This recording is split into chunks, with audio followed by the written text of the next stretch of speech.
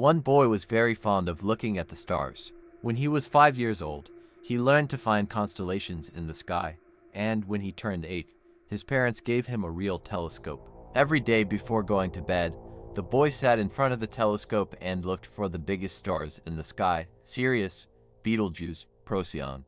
And then he looked at other stars: Aherner, Alpha Centauri, Arcturus, Canopus, Beta Orion, Vega, and others. Sometimes it seemed to the boy that the stars shone only for him alone, as other people looked little at the stars and looked more at the ground beneath their feet.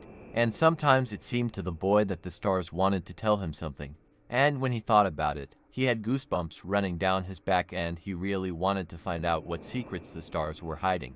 The boy read many books about stars, and although he learned a lot about stars, he did not like these books. He did not believe that stars are just big balls of fire that hang in the void of space. He liked the legends and myths about stars much better.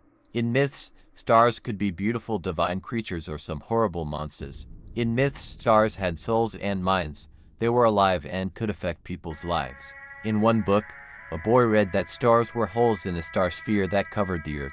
In another book, the stars were the eyes of an ancient god who looked at the earth and created the world. And if one day this ancient deity suddenly stopped looking at the earth, the world would cease to exist. The boy began to look more closely at the stars, and he noticed that if they were indeed eyes, then these eyes belonged to more than one being. After all, not all stars looked at the earth.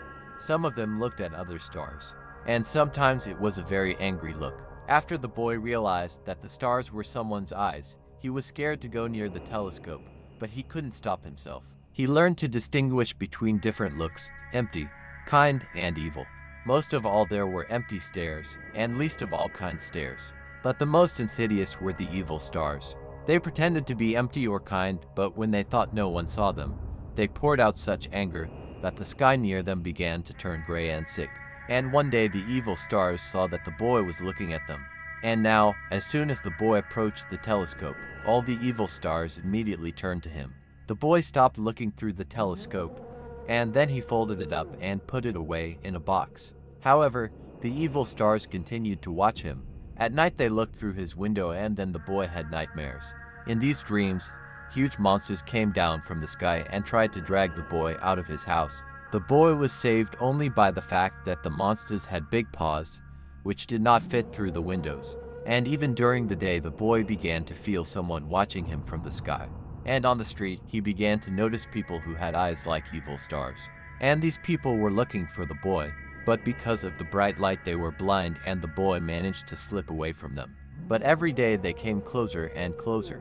One morning the boy looked out of the window and saw 3 people in the courtyard of the house.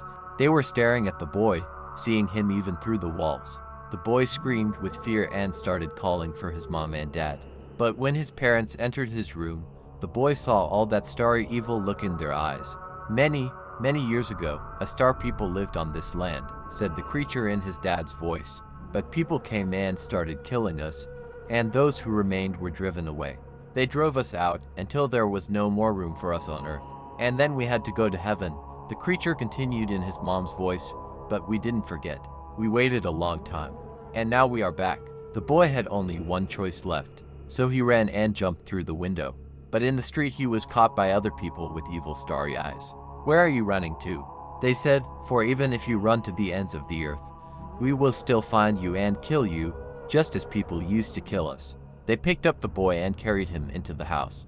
"We will take your eyes to look with, take your feet to walk with, take your hands to kill with," the boy screamed, but the star men only laughed. "We'll take away your voice and your tears so you can't scream and cry. What will you do then?" The star men carried him into the room and laid him on the bed. "We will take away even your death so that you have nothing left at all."